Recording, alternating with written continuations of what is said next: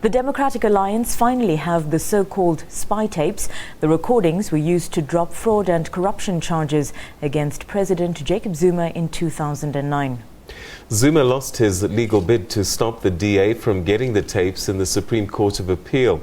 The DA is now gearing for another legal battle to have the 2009 decision reviewed. Hundreds of DA supporters celebrating victory after a long and acrimonious legal battle.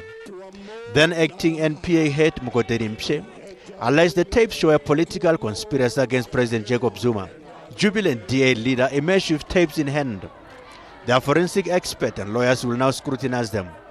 We are going to be using this as evidence in a review application on the withdrawal of over 700 counts relating to corruption, fraud, money laundering and racketeering that were withdrawn against the president before he became the president in 2009.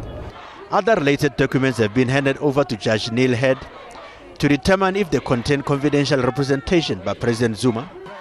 He will decide what can be handed over to the DA. The NPA says handing over the tapes confirms the rule of law is supreme in the country.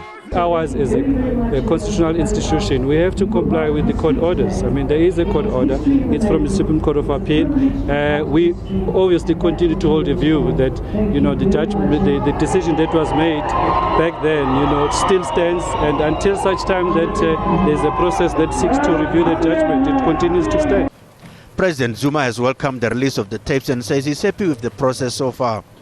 The 5-year court battle between the DA and President Zuma seems to be far from over.